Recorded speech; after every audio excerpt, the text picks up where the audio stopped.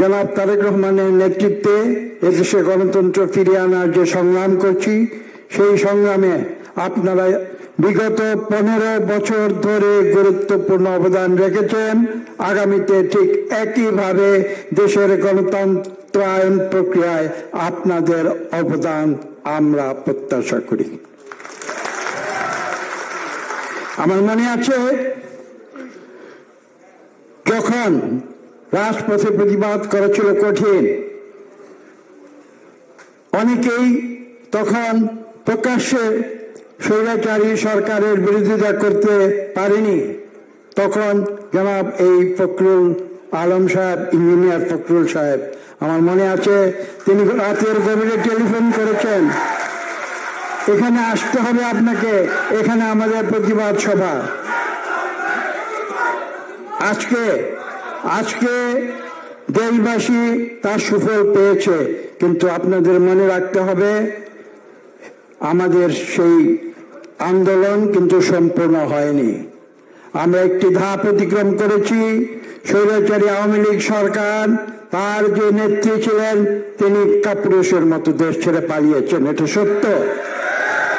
কিন্তু আর যে দুটি ধাপ বাকি আছে, দ্বিতীয় ধাপ হচ্ছে এদেশে একটি সুষ্ঠু নিরপেক্ষ নির্বাচন দিতে হবে, এবং সেই সুষ্ঠু নিরপেক্ষ নির্বাচনের মাধ্যমে এদেশে যারা জনগণের সত্যিকার ভোটে নির্বাচিত হবে তাদেরকে দিয়ে সংসদ গঠন করে, সরকার গঠন করে, এবং বিএনপি যদি জনগণের ভোট পায়, ইনশাআল্লাহ বিএনপি সেই সরকার গঠন করবে এবং আমাদের নেতা সেই সরকারের দায়িত্ব গ্রহণ করবেন। বক্তব্য দীর্ঘ করার কোনো সুযোগ নেই, আমি আরেকটি কথা বলে আমার বক্তব্য শেষ করব। আজকে আপনারা যারা এখানে এসেছেন, টেক্সটাইল ইঞ্জিনিয়ার্স, আপনারা হচ্ছেন টেক্সটাইল ইঞ্জিনিয়ার। বাংলাদেশের অর্থনীতির মূল চালিকা শক্তি আজকে যা, সেটা হচ্ছে গার্মেন্টস ইন্ডাস্ট্রি।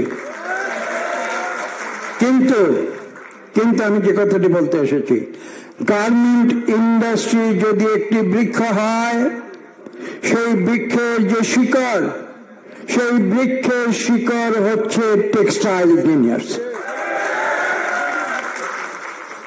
একটি গাছ যেমন বেঁচে থাকতে পারে না যদি না সেই গাছের শিকড় শক্তিশালী থাকে, সেই গাছের শিকড় যদি মাটি থেকে রস নিতে পারে, তাহলে যেমন সেই গাছ টিকে থাকতে পারে না।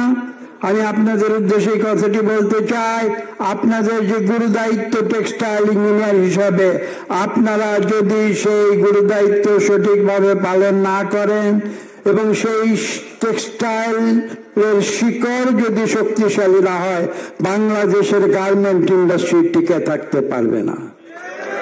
সেই কথা মনে রেখে দেশের অর্থনৈতিক উন্নয়নে আপনাদের যে অবদান, সে অবদান কথা মনে রেখে আগামীতে একই সঙ্গে একদিকে অর্থনীতির উন্নয়ন, অন্যদিকে এদেশের গণতন্ত্রায়ন, উভয় ক্ষেত্রে অতীতে আপনারা যেভাবে সংগ্রাম করেছেন, ভবিষ্যতেও ঠিক একইভাবে প্রয়োজনে রাজপথে থেকে আপনারা বাংলাদেশকে বিশ্বের বুকে একটি সম্মানিত জাতি হিসেবে পুনঃপ্রতিষ্ঠা করবেন, যেমন একদিন করেছিলেন শহীদ প্রেসিডেন্ট জিয়া রহমান। সবাইকে ধন্যবাদ।